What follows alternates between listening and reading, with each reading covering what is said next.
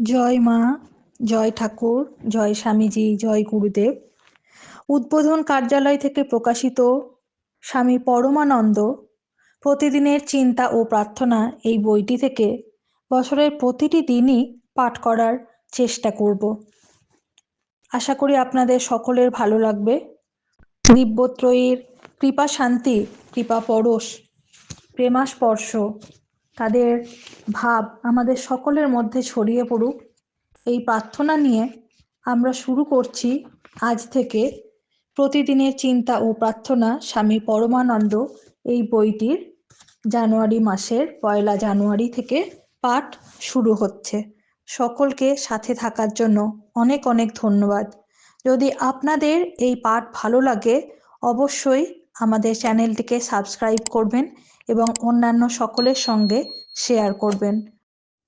জানুয়ারি মাসের পাঠ সুন্দরভাবে সুসম্পন্ন হয়েছে। আমরা ফেব্রুয়ারি মাসের দিকে এগোচ্ছি প্রতিদিনের চিন্তা ও প্রার্থনা স্বামী পরমানন্দর। চালাও তোমার জীবন তরণী, স্থির বন্ধু, চলো তুমি স্থির প্রচলনে। জল বহে উদ্দাম গতিতে, কখনো বা অতি ধীর স্থির। রহ তুমি ধরিয়া তোমার পথ প্রদর্শক, আকাশ ভ্রুকুটি করে আবার হাস্যমুখ। ধরো তুমি সযতনে যন্ত্র প্রদর্শক, বায়ু বহে গর্জন প্রকটন রবে, আবার সে হয় যে নীরব। ধরো তুমি দৃঢ় হস্তে তবে যন্ত্র প্রদর্শক, চলো তুমি ধরো হাল দৃঢ় হস্তে। স্থির গতি ধীর গতি হও অগ্রসর।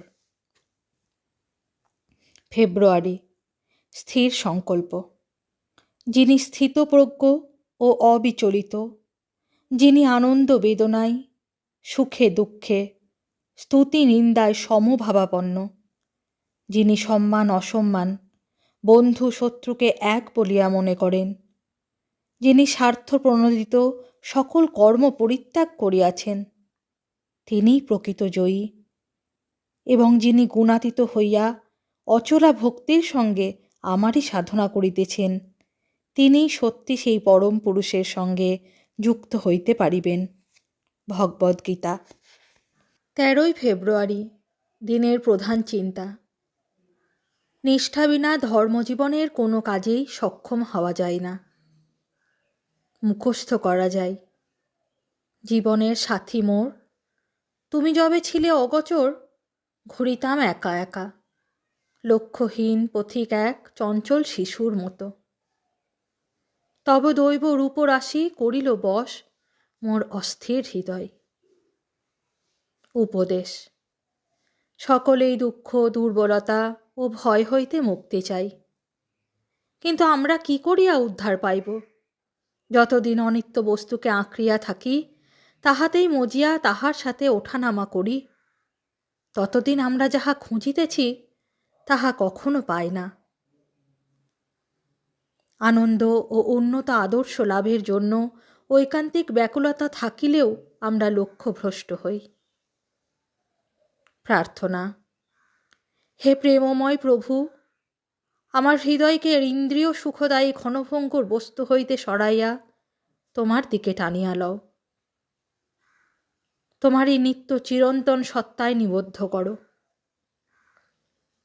আমার ভিতরে আন্তরিক ব্যাকুলতা জাগাও হে দেব। আমি যেন তাহার সাহায্যে তোমাকেই সকলের মধ্যে দেখিতে পাই, কখনো যেন দুর্বলতার বশীভূত না হই। তুমি যে এই জীবনের ও শক্তির উৎস, আমি যেন তোমার শ্রীচরণে চিরকাল অনুগত অবিচলিত হইয়া থাকি। ওম শ্রীরামকৃষ্ণার্পণমস্তু।